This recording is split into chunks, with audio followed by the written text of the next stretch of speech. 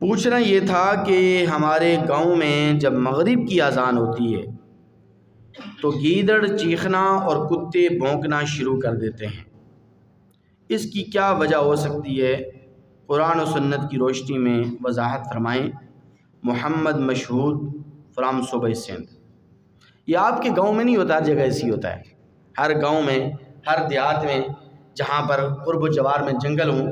تو وہاں پر آپ نے ضرور مشاہدہ بھی کیا ہوگا کہ جب بھی اذان ہوتی ہے، مغرب کی اذان ہو، کوئی بھی اذان ہو، عصر کی ہو،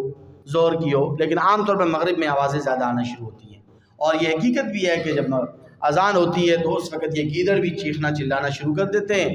اور کتے بھی بھونکنا شروع کر دیتے ہیں۔ اس کی وجہ بھی میں آپ کے سامنے عرض کروں گا، لیکن اس سے پہلے ایک روایت آپ سماعت فرمائیے۔ نبی کریم صلی اللہ علیہ وسلم نے فرمایا، اذا سمعتم صیاح الدیکۃ فاسألوا اللہ من فضلہ، کہ جب تم مرغ کی اذان سنو نا، مرغ کی بانگ جسے کہتے ہیں، وہ جب سنو تو اللہ تبارک و تعالیٰ سے اللہ تعالیٰ کا فضل مانگ لیا کرو، اللہ تبارک و تعالیٰ کا کرم مانگ لیا کرو۔ وَإِذَا سَمِعْتُمْ نَهِيقَ الْحِمَارِ فَتَعَوَّذُوا بِاللَّهِ مِنَ الشَّيْطَانِ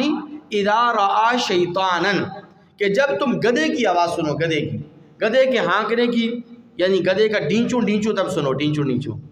گدھے کا جب ڈینچوں ڈینچوں سنو، گدھے کی آواز جب تم سنو تو اس وقت شیطان مردود سے پناہ مانگ لیا کرو۔ اذا رآ شیطانا،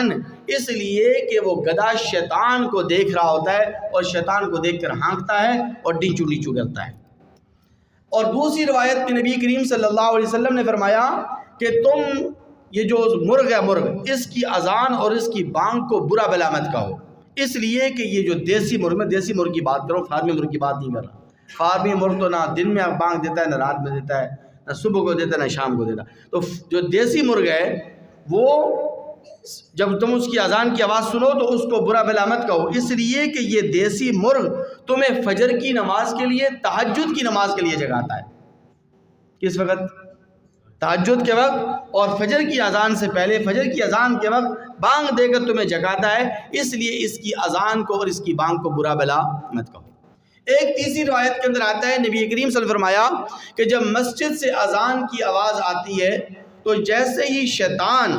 اس اذان کو سنتا ہے تو گوز مارتے ہوئے، ہوا اور ریح خارج کرتے ہوئے بھاگتا ہے، اور پھر جب اذان ختم ہو جاتی ہے پھر واپس آ جاتا ہے، پھر جب اقامت شروع ہوتی ہے پھر یہ بھاگ جاتا ہے، اسی طرح گوز مارتے ہوئے، ریح اور ہوا خارج کرتے ہوئے، پھر جب اقامت ختم ہو جاتی ہے پھر دوبارہ آ جاتا ہے اور آ کر نمازی کے دل میں وسوسے ڈالتا ہے اور نمازی کی نماز کو متاثر کرتا ہے۔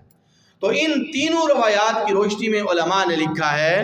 کہ دراصل یہ جو گیدڑوں کا چیخنا ہے، بندروں کا چیخنا اور چلانا ہے، اور گدھوں کا چیخنا اور چلانا ہے، اسی طرح جو ہے نا آپ نے کتے کی بات کی کہ کتے بھی بھونکتے ہیں، تو کتوں کا یہ بھونکنا اور چیخنا اور چلانا اس لیے ہوتا ہے کہ جب یہ شیطان بھاگ رہا ہوتا ہے نا اذان کے وقت، تو اس وقت یہ جو جانور ہیں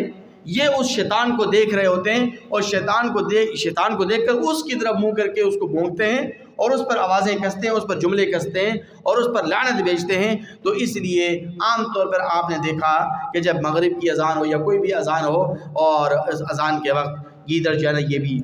چیخنا اور چلانا شروع کر دیتے ہیں، یہ بھی آوازیں نکالنا شروع کر دیتے ہیں۔ اسی طرح گدھا ہے وہ بھی اس وقت تقریباً ہانکنا شروع کر دیتا ہے اور ڈیچو ڈیچو کرتا ہے۔ تو یہ اس